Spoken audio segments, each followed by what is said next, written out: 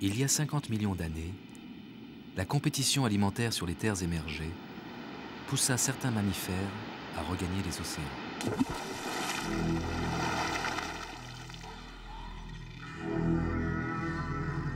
Ce fut le cas d'une partie des tétithériens.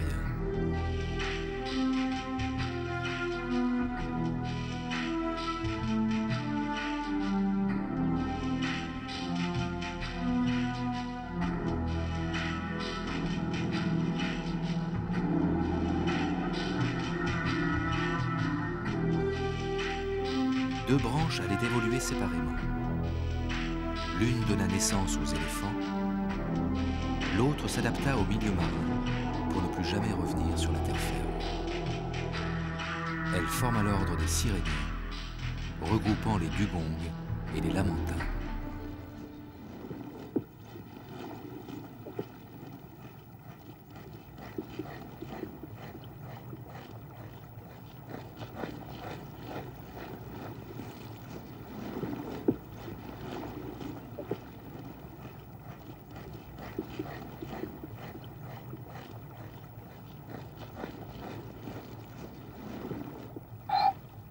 Les deux espèces de Siréniens qui ont survécu se sont partagés les océans de la planète.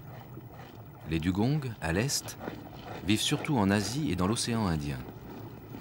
Les lamantins dans l'Atlantique, le long des côtes d'Afrique de l'Ouest, de la Floride et de celles d'Amérique du Sud.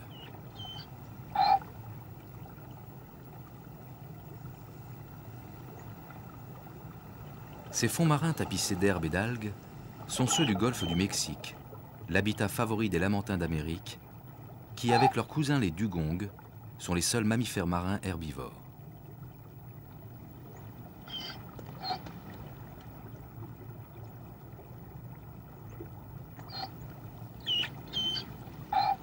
Leur chair était, paraît-il, délicieuse, et l'huile fabriquée avec leur graisse de meilleure qualité que l'huile de baleine. Pour ces deux raisons, ils ont failli être exterminés.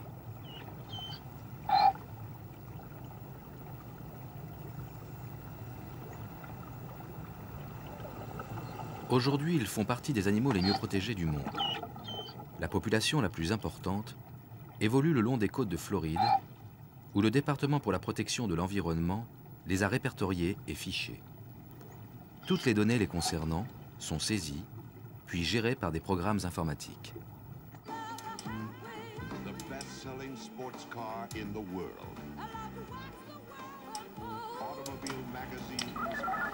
Depuis 1991, 1/5 des lamantins de Floride sont équipés de balises reliées au satellite Argos, qui transmet quotidiennement leur position géographique aux terminaux du Marine Mammal Laboratory de Saint-Pétersbourg, permettant de suivre leurs déplacements.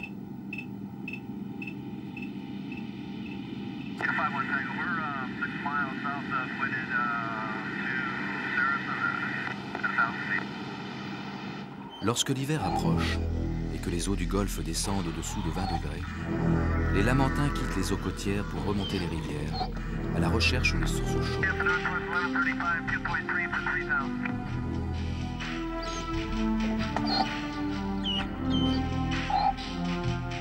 Cette période de migration offre l'opportunité aux scientifiques d'effectuer des recensements.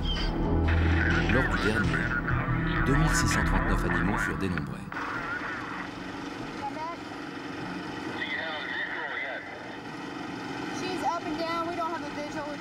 Une des équipes affectées à la protection des lamantins de Floride est à la recherche d'Adela, une femelle dont la balise émettrice doit être remplacée.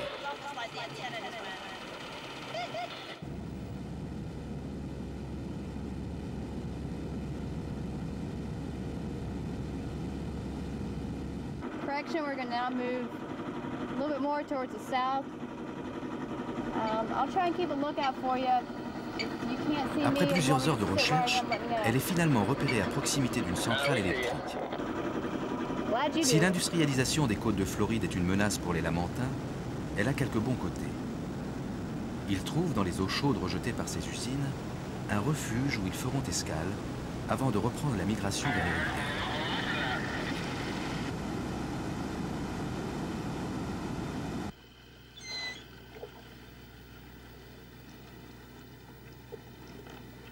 C'est à cet endroit que les biologistes vont tenter de la capturer.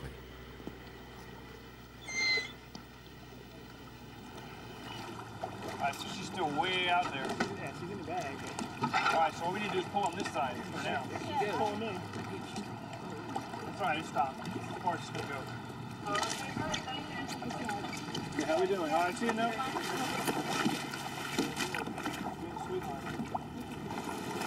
Let's get around. Let that side out. Let that side out. She's coming around. Si Adela s'est facilement laissée prendre au filet, la hisser à bord est plus difficile.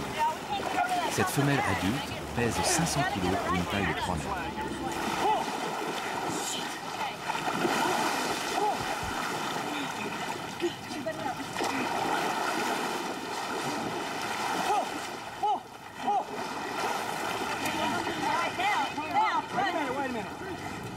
Just hang on, she ain't doing nothing. We're all right. One, two, three. We didn't pull. One, two, three. One, two, three. L'équipe dirigée par le docteur Wright profite du remplacement de la balise pour collecter de nouvelles informations sur la biologie de l'animal. Ils vont effectuer quelques prélèvements de tissu, contrôler sa croissance et mesurer par ultrasons l'épaisseur de sa couche graisseuse. 50 Tether 1887? Okay, want to get One the end, centimeters off? yeah. I got 22 and 17 and 3. Not on the right? La nouvelle balise est fixée à la base de la queue au moyen d'une sangle qui se détachera si elle s'accroche à un obstacle. Elle ne doit pas gêner les mouvements du lamentin, de nouveau relié au satellite américain de météorologie.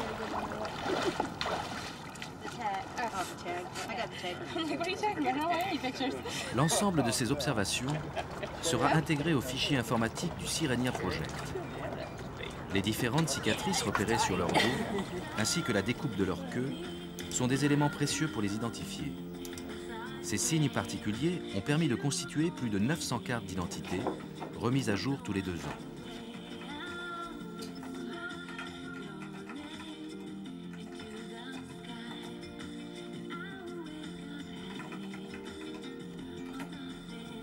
Grâce aux satellites, on a beaucoup appris sur les déplacements des lamantins.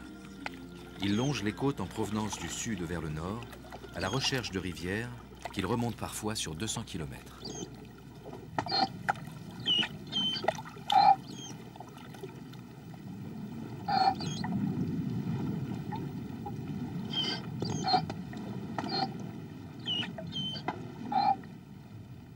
Ce long voyage s'achève lorsqu'ils atteignent le lieu d'hivernage idéal, une crique alimentée par des sources d'eau chaude.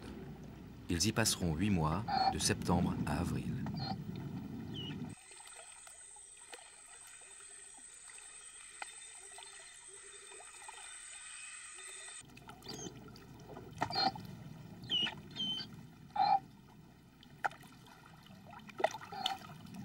Les anglophones appellent le lamentin manatee, un nom d'origine créole qui signifie sein de femme.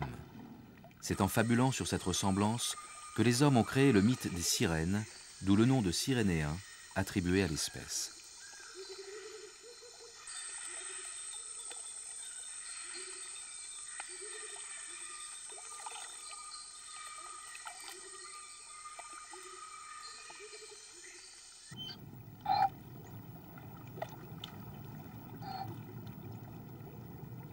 L'arrivée des lamantins en eau douce permet aux poissons de venir dévorer les algues et les petits parasites qui se sont incrustés sur leur peau lors de leur séjour en mer. De préférence solitaires, ils se regroupent autour des sources à la recherche de chaleur dans des mangroves peu profondes. La densité d'arbres marins rend l'air humide, ce qui est idéal pour le lamentin.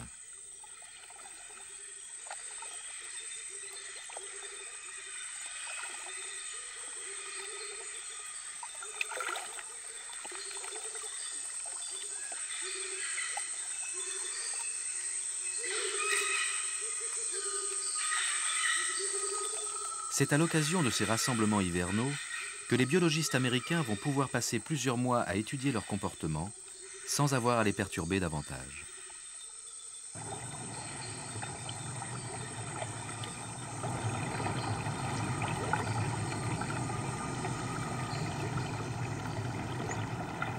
Il n'existe pas vraiment de structure sociale chez les lamantins. La cellule de base est constituée par la mère et son petit.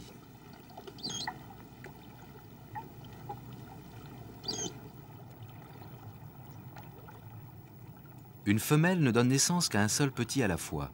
Il reste auprès d'elle au moins 2 ans. Le contact physique est le principal mode de communication entre eux, mais ils utilisent aussi les cris pour se signaler l'un à l'autre.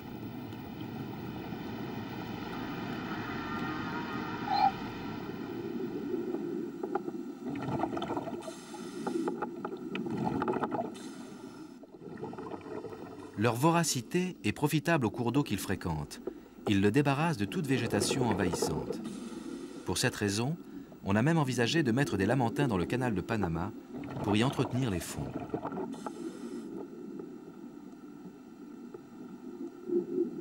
Profitant des repas, qui occupent 6 à 8 heures dans la journée d'un lamantin, les biologistes du département pour la protection de l'environnement vont identifier et répertorier de nouveaux individus.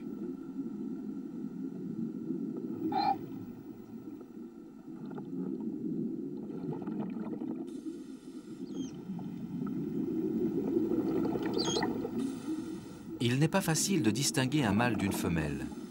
D'abord, ils sont pratiquement de la même taille. De plus, le pénis du mâle est rentré et son repli se confond aisément avec un orifice vaginal. La seule différence, l'emplacement de cette fente. Chez la femelle, elle est située tout en bas du ventre.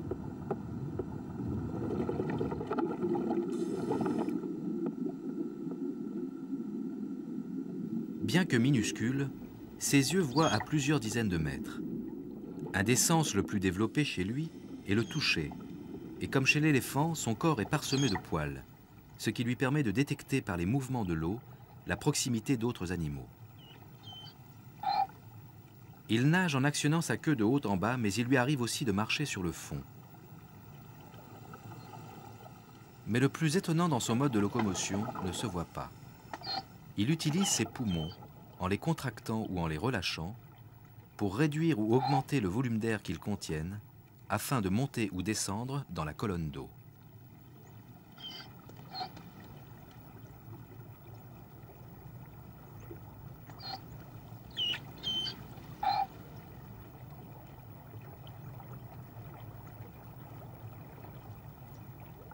Strictement herbivore, il se nourrit d'une 60aine d'espèces végétales, sur le fond comme à la surface. Il consomme 20 à 30 kg de végétaux chaque jour, que son intestin est capable de digérer, en même temps que la boue et le limon qui s'y sont mélangés.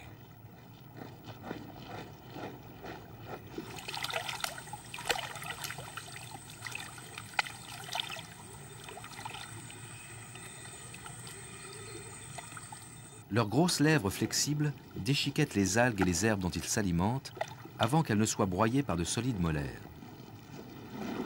Mais à force de mâcher des végétaux, qui souvent contiennent du sable, leurs dents s'usent rapidement. Au fur et à mesure qu'elles tombent, elles sont remplacées. Ce remplacement se fait de l'arrière, où de nouvelles dents se forment constamment vers l'avant.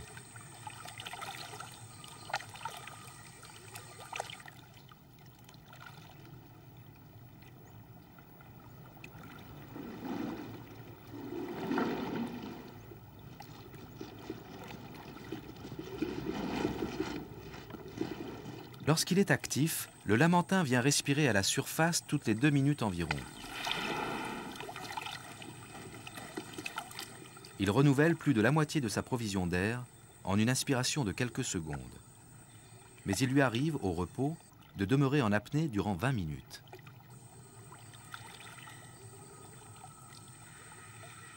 Les Américains n'ont pris que récemment conscience de la nécessité de protéger ce mammifère marin longtemps moins populaires que les baleines ou les phoques. Aujourd'hui, ils sont devenus les enfants chéris de la Floride et les médias entretiennent assidûment cette sympathie. You're watching 28 Tampa Bay News with Marty Tucker and Brendan McLaughlin. Meteorologist Wayne Shattuck and Drew Soicher Sports.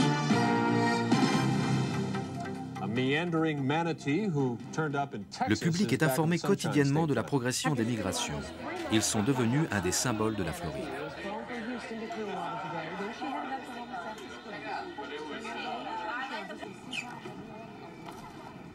En vertu de plusieurs lois fédérales et locales votées dans les années 70, les lamantins sont protégés et toute la Floride est considérée comme un sanctuaire pour l'espèce.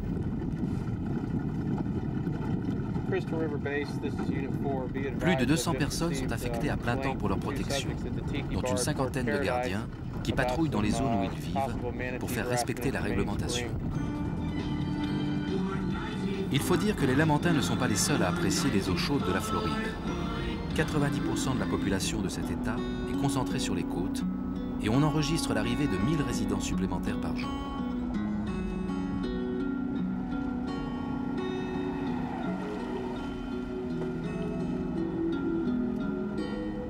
L'engouement pour la nature en général, et pour le Lamentin en particulier, n'a pas échappé aux tours opérateurs qui organisent des plongées à la rencontre de ces paisibles créatures.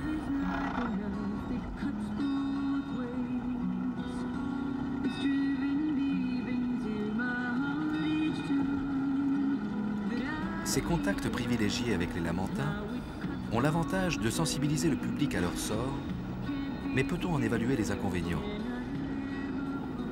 La loi punit sévèrement tout acte susceptible de modifier leur comportement. On peut se demander si ces caresses, dispensées par des milliers de personnes chaque jour, ne sont pas de nature à troubler profondément leur existence. Pourtant, ces plongeurs, dans un espace certes délimité, peuvent en toute impunité venir les cajoler comme s'il s'agissait d'animaux domestiques.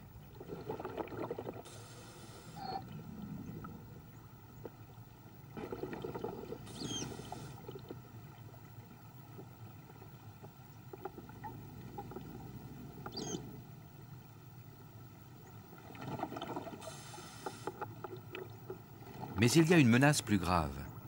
Régulièrement, les Lamantins descendent les rivières pour aller chercher des pâturages plus denses dans l'estuaire. Et là, ils n'ont plus affaire aux hommes eux-mêmes, mais à leurs embarcations. Dans cette zone, la circulation des bateaux est quasi incessante. Et comme les Lamantins sortent à peine leurs narines quand ils viennent respirer à la surface, il est difficile pour les plaisanciers de repérer leur présence et de les éviter.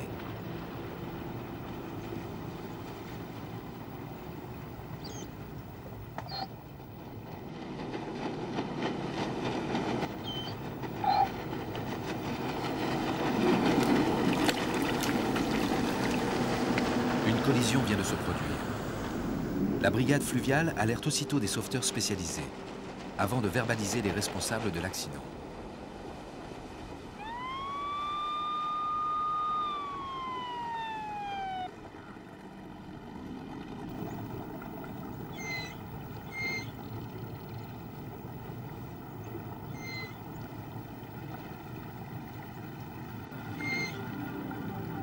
Le sauvetage des Lamantins blessés est assuré par 3 organismes privés qui ont toujours une équipe prête à intervenir. Quiconque aperçoit un animal en difficulté peut téléphoner gratuitement pour avertir le Miami Seaquarium, le zoo de Lowry Park ou le parc de SeaWorld à Orlando.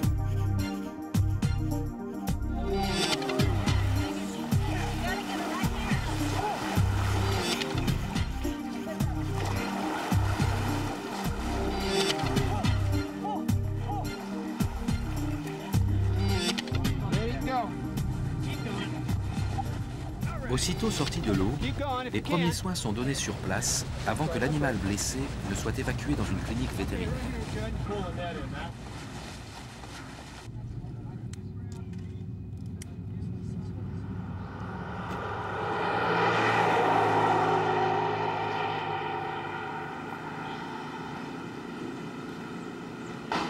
Arrivé au parc de SeaWorld à Orlando, le premier examen consiste en une radiographie afin d'établir le diagnostic.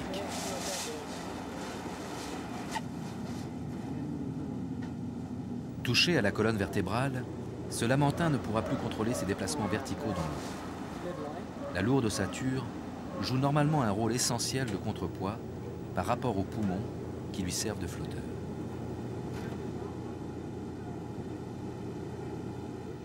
Il va falloir lui confectionner une gaine sur mesure. À 2 pas des bassins, l'atelier de couture se met immédiatement au travail. Cette gaine en néoprène, le matériau utilisé pour les combinaisons de plongée, va servir à la fois de plâtre et de bouée.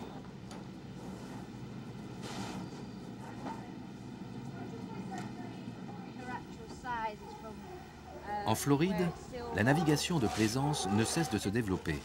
On enregistre aujourd'hui 16 fois plus d'accidents de lamentins dus aux collisions qu'il y a 20 ans.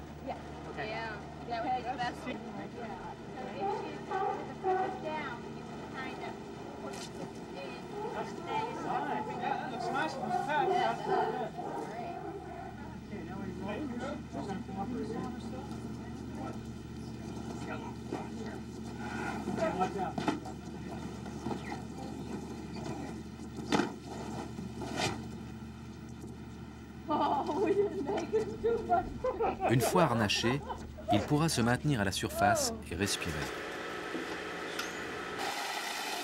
Chaque année, plus d'une vingtaine d'animaux sont ainsi sauvés de la noyade. Mais il existe malheureusement d'autres types de blessures.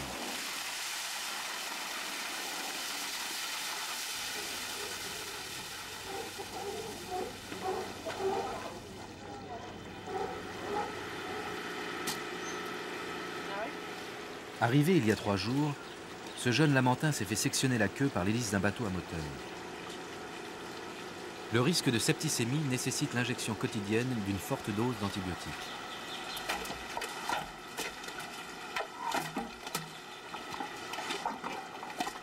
Une fois les soins d'urgence administrés, les blessés demeureront dans un bassin de convalescence jusqu'à leur complète guérison.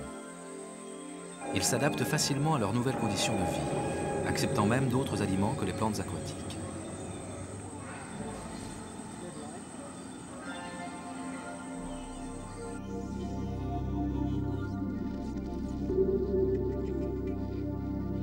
Pour les scientifiques, les convalescents sont d'excellents sujets d'observation.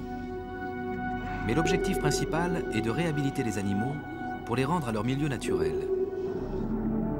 Malheureusement, les lamentins trop handicapés pour être autonomes seront gardés définitivement.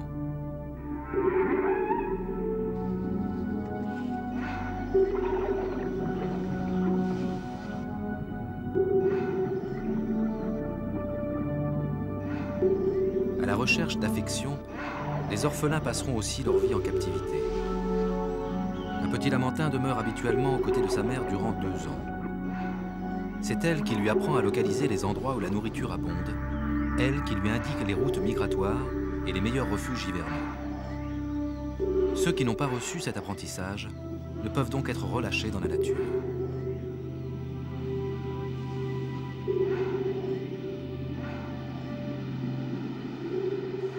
Cette année, il se trouve une femelle enceinte parmi les pensionnaires. Mobilisée par l'événement, toute l'équipe du SeaWorld va assister à l'accouchement.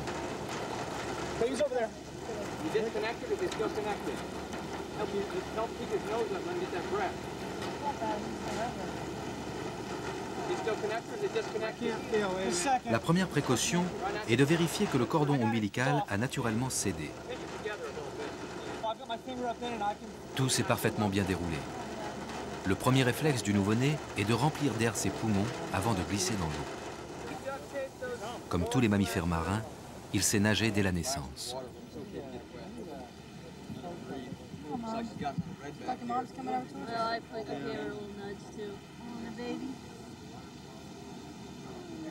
Sa mère convalescente a été sortie du bassin. Elle est trop faible pour l'allaiter. Un vétérinaire va la traire pour récupérer son lait et nourrir son petit.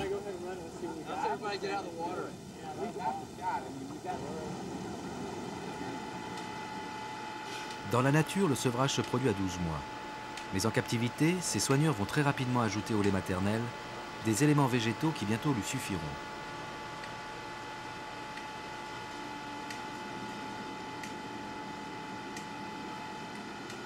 En parallèle de tous ces soins cliniques, une équipe de plongeurs est partie à la recherche du meilleur lieu de réhabilitation. Le lamentin guéri sera d'abord installé dans un enclos en milieu naturel où on a vérifié que la densité d'herbe lui sera suffisante. Puis, jugé capable de s'alimenter seul, ce sera enfin le retour à la liberté.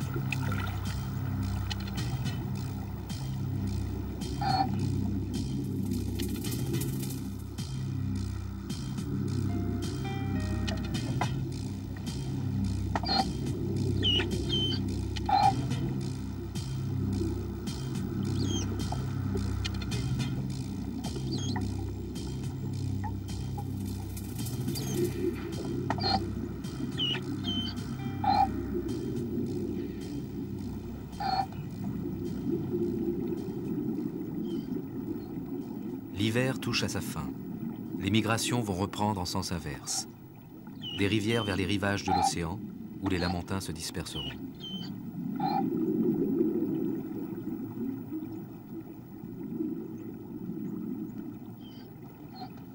La période à haut risque s'achève habituellement avec leur arrivée dans les eaux côtières. Passés les estuaires, les bateaux sont plus dispersés et le risque d'accident se réduit.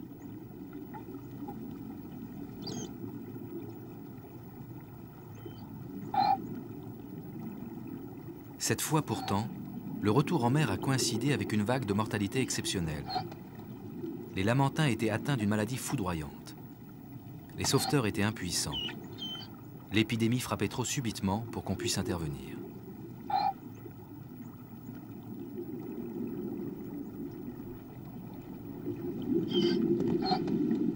Durant les 4 premiers mois de 1996, plus de 150 cadavres furent retrouvés.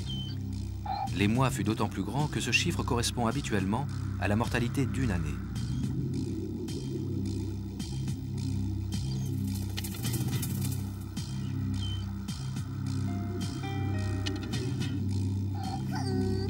Les journaux ne pouvaient que faire état de la perplexité des experts. La cause de cette hécatombe demeurait un mystère. Tous les cadavres furent identifiés puis autopsiés. Le mâle disparut comme il était venu. Il avait une cause naturelle finalement découverte. Une marée rouge provoquée par une algue toxique. En utilisant le réseau Internet, les biologistes ont pu s'échanger et comparer le résultat de leurs recherches sur les Sirénéens, sur les lamantins de part et d'autre de l'Atlantique et sur les dugongs à l'autre bout du monde.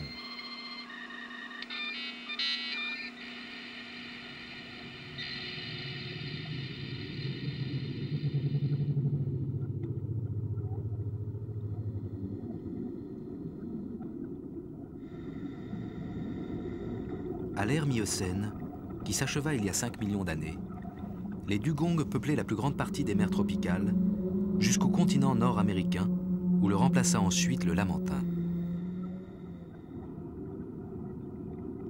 Au moins 80 000 dugongs sont présents de manière discontinue en mer Rouge, sur le pourtour de l'océan Indien, en mer de Chine méridionale et jusqu'aux bordures du Pacifique, du nord de l'Australie au sud du Japon.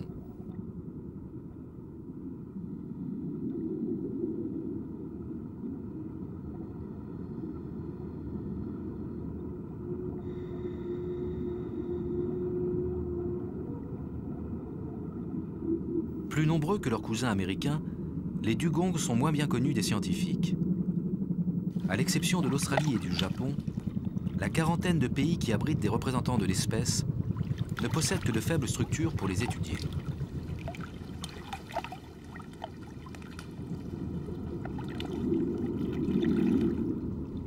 Ici, aux Philippines, point de satellite et d'ordinateur pour repérer l'animal. Seule l'expérience et l'œil avisé des pêcheurs sont capables d'indiquer les prairies sous-marines sur lesquelles les dugongs viennent brouter.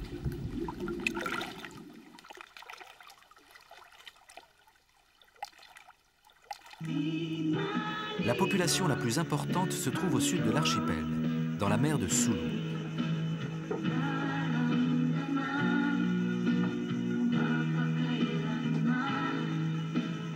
Longtemps, les Philippins ont pêché le dugong pour sa chair, mais aussi pour son cuir, pour sa graisse et ses os traditionnellement sculptés. Conformément aux accords internationaux, le gouvernement philippin en a interdit la chasse.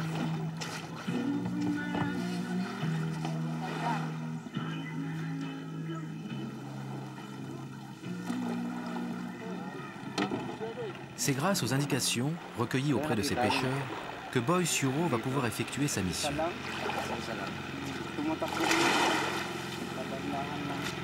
Boy travaille pour le Pawikan Project, un programme monté en coopération avec le Japon dans le but de constituer une banque d'images des dugongs dans leur milieu naturel.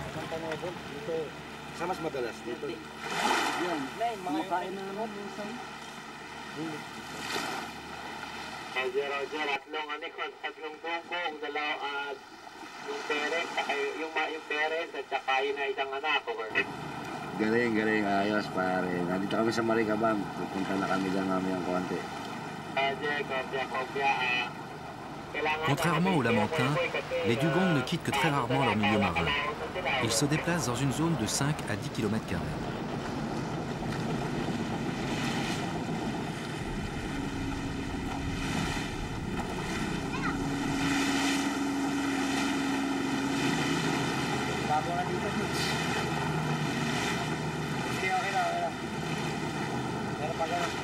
Un groupe de dugongs est repéré aux alentours d'un îlot. C'est par la plage que va s'effectuer la tentative d'approche. Soumis à la pression humaine à proximité immédiate des côtes, les dugongs n'ont plus pour refuge que ces zones demeurées sauvages, où la présence des varans les gêne visiblement moins que celle des hommes.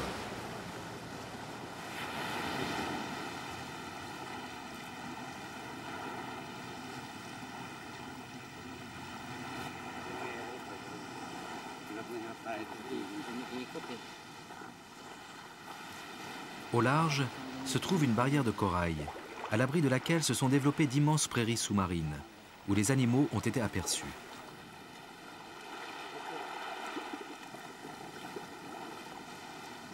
La meilleure technique que Boy ait développée pour les approcher est de nager à leur rencontre depuis la plage, en suivant les fonds marins.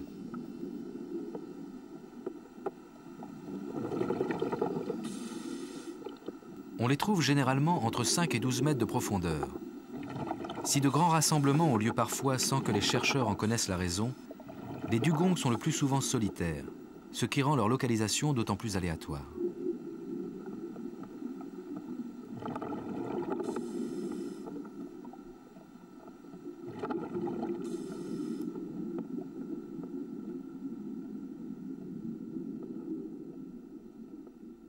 Les deux seuls indices dont dispose Boy pour les repérer sont ces sentiers qu'il trace sur les fonds en broutant les herbiers et l'éventuel nuage de poussière qu'il déplace à cette occasion.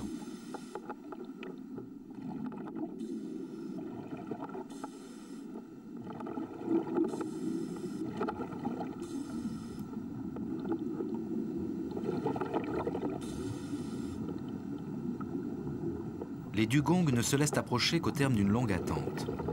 Ils n'ont pas la chance des Lamentins qui n'ont pas de prédateurs. Eux sont une proie pour les requins, les orques et les crocodiles de mer. De plus, la chasse massive de l'espèce par l'homme a contribué à les rendre craintifs.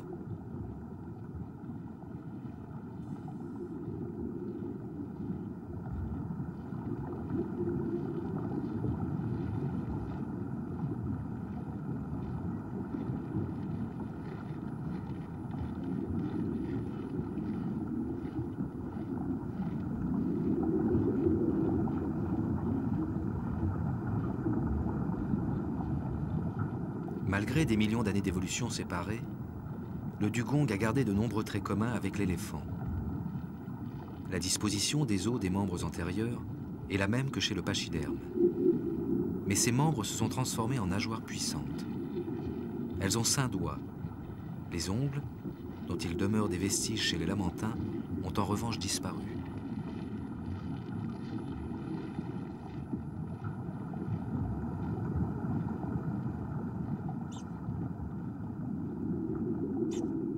Leur nageoire caudale bifurquée comme celle des dauphins témoigne en revanche de l'adaptation au milieu marin. Elle propulse rapidement l'animal à la surface où, en l'absence de danger potentiel, il découvre parfois à l'air libre la moitié supérieure de son corps.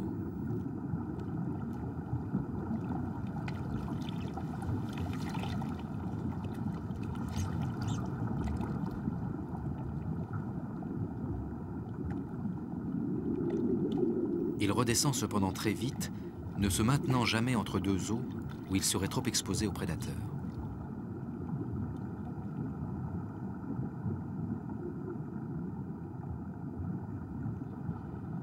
Les dugongs se nourrissent exclusivement sur les fonds.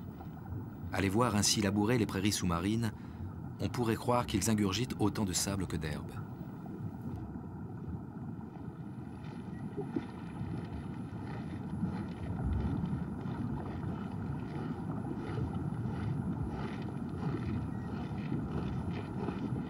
Tel n'est pas le cas.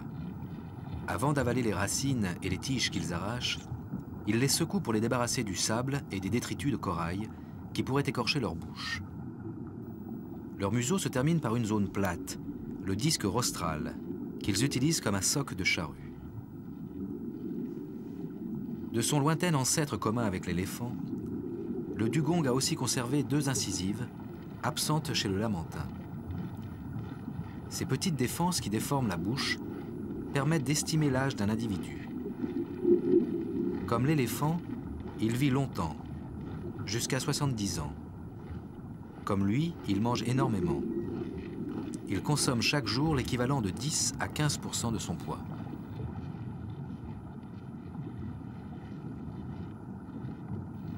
Il arrive fréquemment que des rémoras viennent coller leurs ventouses sur le corps des dugongs, les débarrassant de leurs parasites en échange du transport.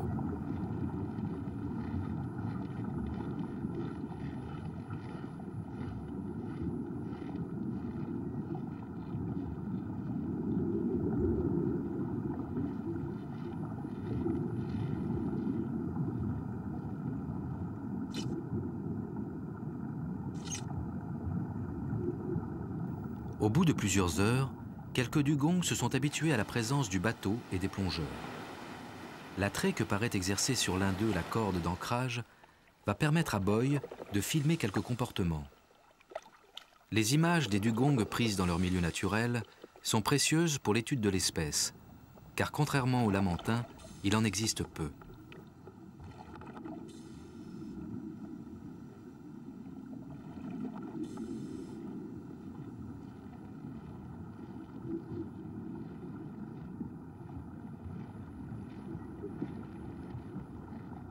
Le toucher semble l'un des sens les plus développés chez les siréniens. Mères et petits maintiennent d'étroits contacts corporels. Il est probable aussi que les dugongs, comme les éléphants, ont besoin de ces séances de grattage pour soulager les démangeaisons que provoquent les parasites, l'une des causes de mortalité naturelle. D'où les grandes égratignures qu'ils ont sur le dos, également attribuées aux morsures que les mâles s'infligent lors des joutes amoureuses.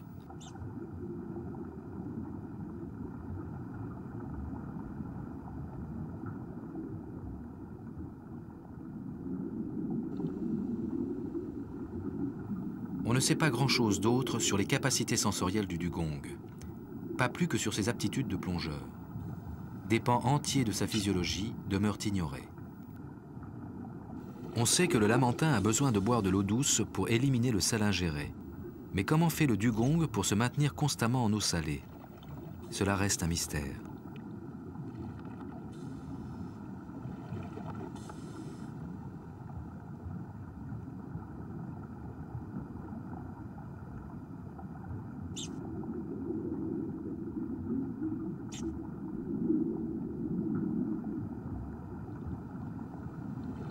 Les prises de vue réalisées par Boy sur eau viendront peut-être enrichir les connaissances des chercheurs.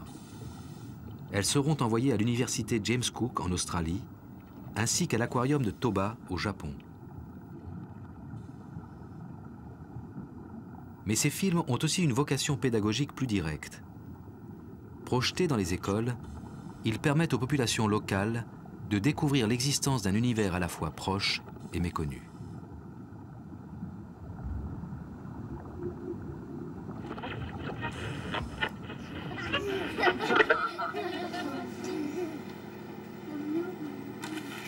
Boy se rend de village en village, d'île en île, pour inlassablement montrer les dugongs et communiquer sa passion pour cet étrange mammifère.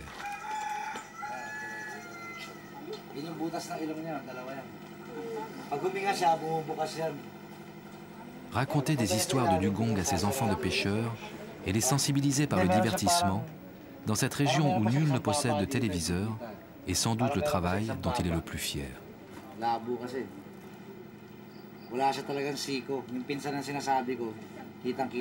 Les mentalités ont beaucoup évolué, même s'il demeure dans toute la région asiatique des croyances traditionnelles, telles que celles prêtant aux larmes de dugong des propriétés aphrodisiaques.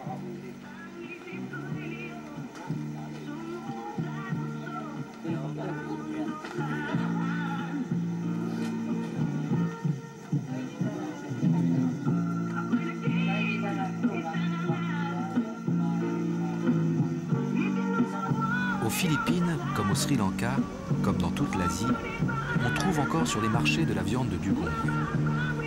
Il s'agit, nous dit-on, d'animaux pris accidentellement dans les filets des pêcheurs.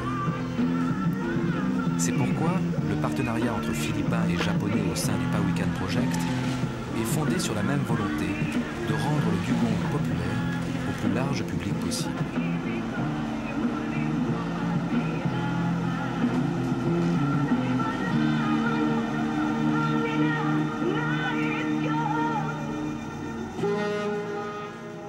Au Japon comme aux Philippines, il est important de convaincre la population qu'il est indispensable de les protéger si on ne veut pas qu'ils disparaissent.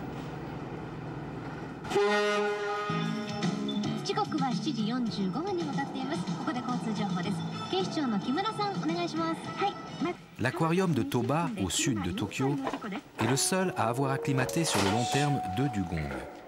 Toutes les tentatives menées ailleurs ont échoué.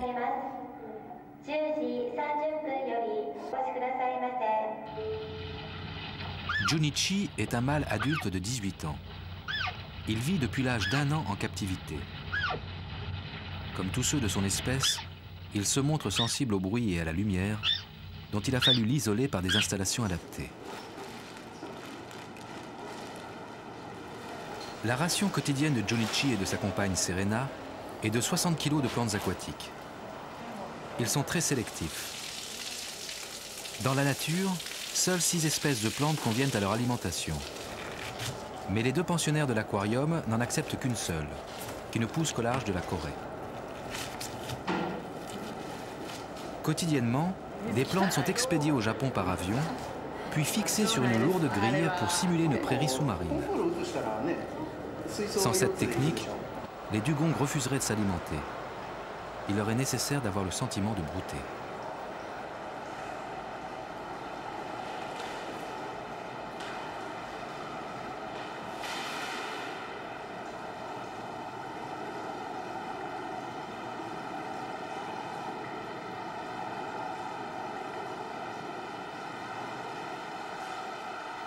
Serena a 10 ans. Elle fut récupérée, orpheline, par des pêcheurs philippins qui la prirent en charge jusqu'à son sevrage. D'abord élevée dans un bassin en bordure de mer, elle fut offerte à l'aquarium de Toba dans le cadre du Powhatan Project. Si manger est important pour elle, jouer ne l'est pas moins. Et les tortues sont ses meilleurs partenaires de jeu.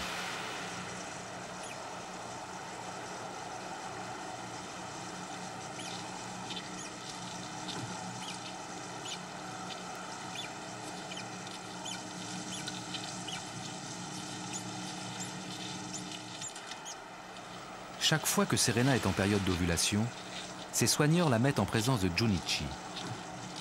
La rencontre, qui sera filmée, est suivie en direct sur des écrans de contrôle, de façon à ne pas distraire les animaux.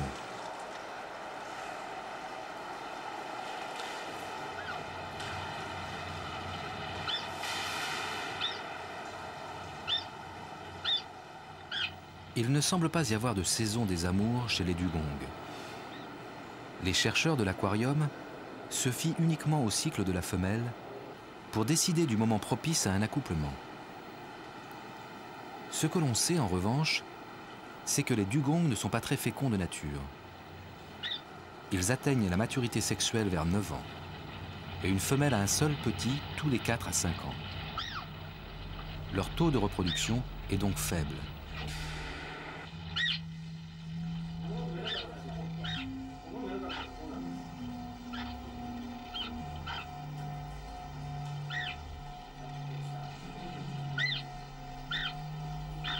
Dans la nature, une femelle est convoitée par plusieurs mâles qui la courtisent parfois pendant 1 mois.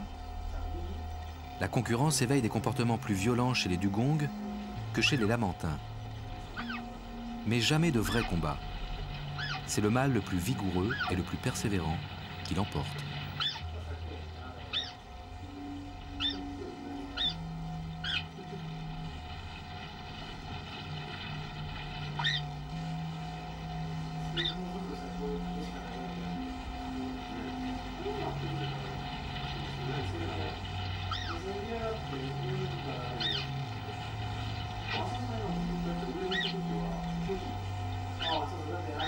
D'après les observations des chercheurs de Toba, Junichi procède toujours de la même façon.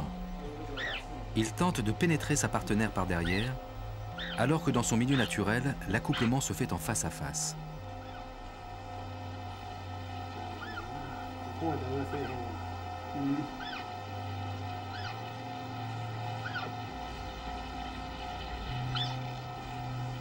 C'est que Junichi n'a pas eu l'éducation nécessaire qu'il aurait pu avoir dans son milieu naturel. L'orifice vaginal étant placé devant, il ne peut réussir son entreprise. Chez les mammifères marins, l'éducation est essentielle.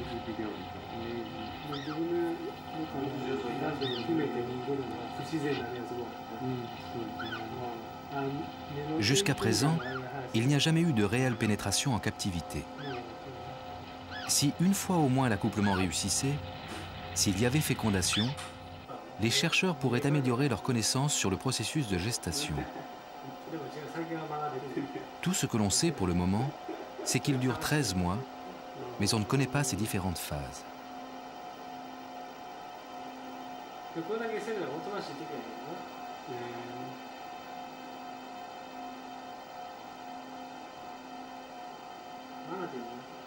Il faudra provoquer d'autres rencontres. Serena, une fois de plus, n'accepte pas l'accouplement.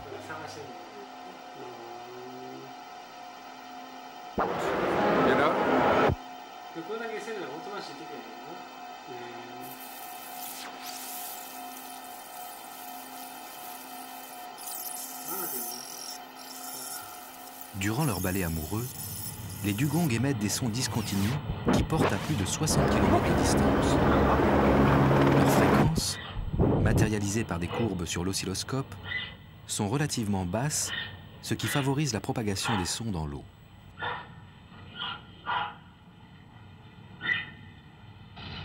C'est sans doute ainsi que les femelles en chaleur appellent les mâles et que les mères communiquent avec leurs petits.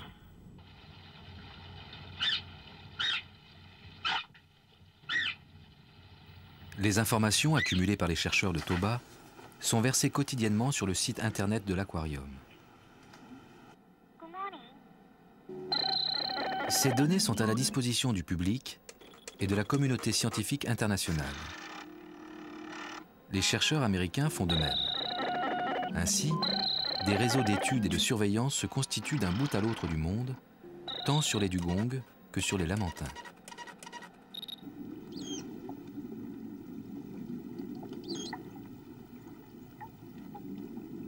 Peu à peu, le mystère qui entourait les sirènes s'estompe.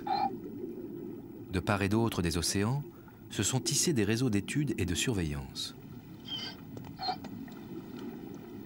Des ponts sont jetés entre ceux qui, en Asie et en Amérique, tentent de mieux connaître ces créatures qui ont eu un destin étrange dans l'évolution, celui d'être retournés dans le milieu marin. Les spécialistes des dugongs tirent parti des connaissances qu'ont des lamantins, les biologistes américains, et inversement.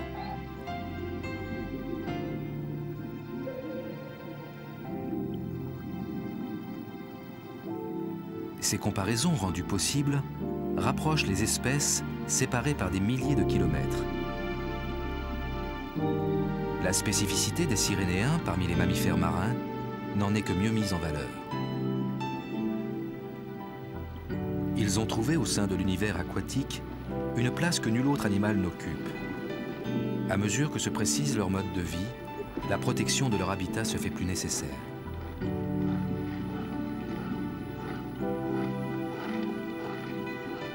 C'est par le savoir échangé, l'émerveillement partagé, que des hommes luttent pour que jamais ne s'éteigne le chant des sirènes.